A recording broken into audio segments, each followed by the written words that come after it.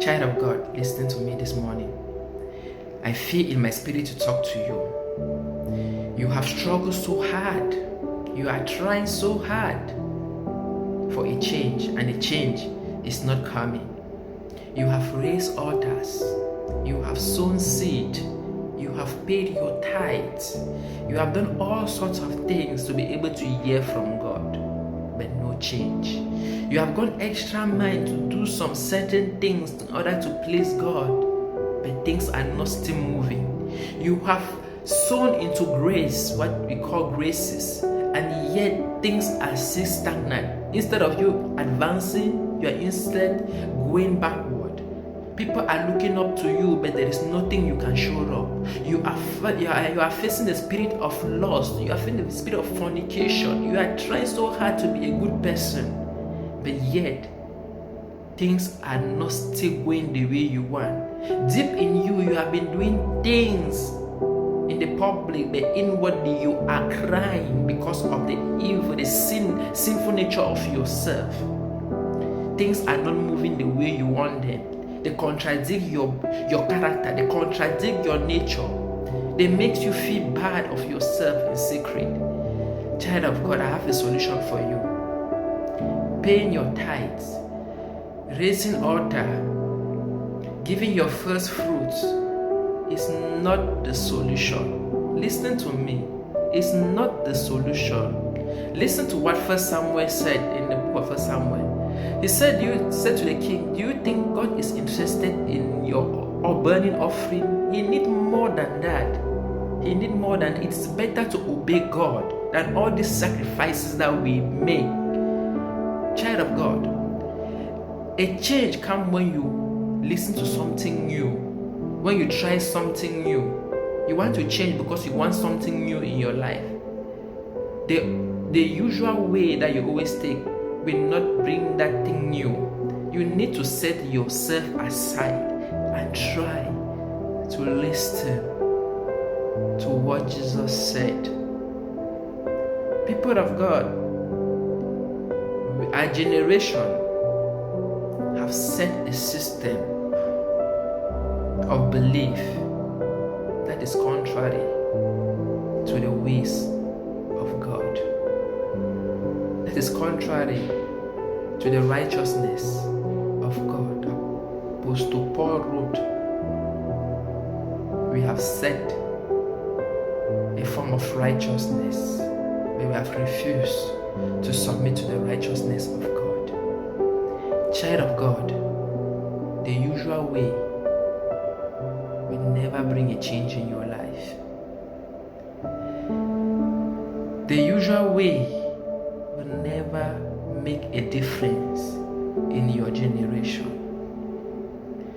Many of us are running a race of some people else. Many of us are doing things that we are not called for. Many of us have decided to limit ourselves as babies. We have refused to grow in the spiritual realm to see whom we are truly. Do you know the greatest enemy to Satan is when man has acquired knowledge of whom he is really in the spirit? Satan is not interested in how much you pray. Satan is not interested where you fellowship. Satan is more and more interested to deny you from that knowledge of the truth. There was a gospel that Jesus gave to his disciples in Matthew chapter 5. He gave a gospel for his kingdom. And the priority of that gospel is that man should repent so that he can help. Jesus gave a gospel when he was about to leave the world.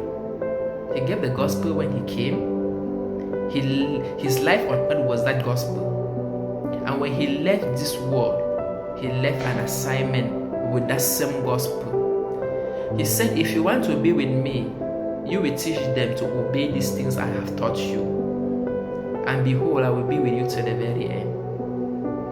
Teaching them is not the priority. The priority is to obey them.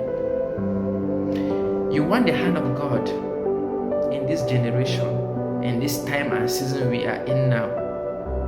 You must strive to have a personal relationship with God. James wrote in James chapter 4 verse 1 to 7, submit to God, resist the devil and run to him, then he will come to you.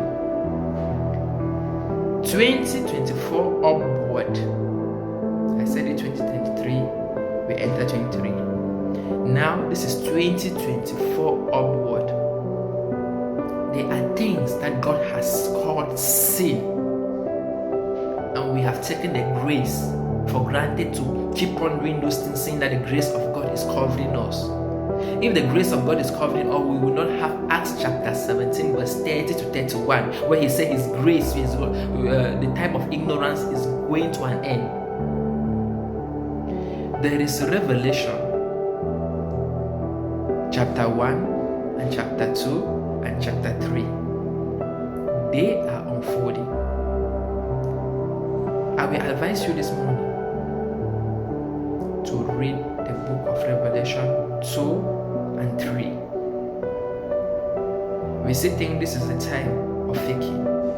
We still think this is the time to sugarcoat things. This is what the attitude of Christian nowadays.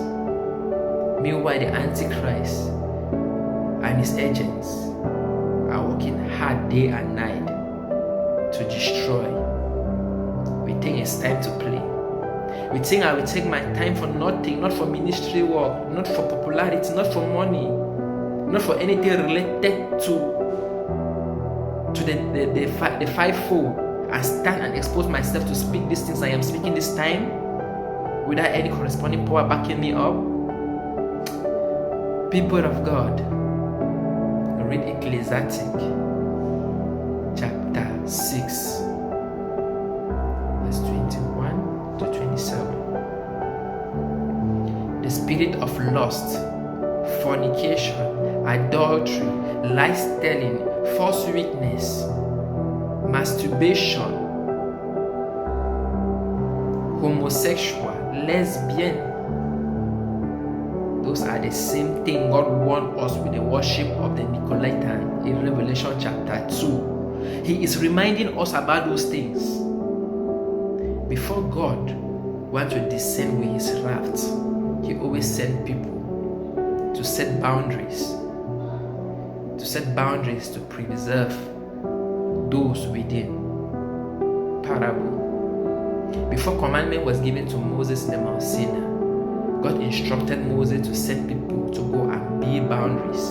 And those boundaries, they were rules and regulation. They are rules and regulation. They are principles to get into this kingdom. They are principles in order to be covered by the grace of God.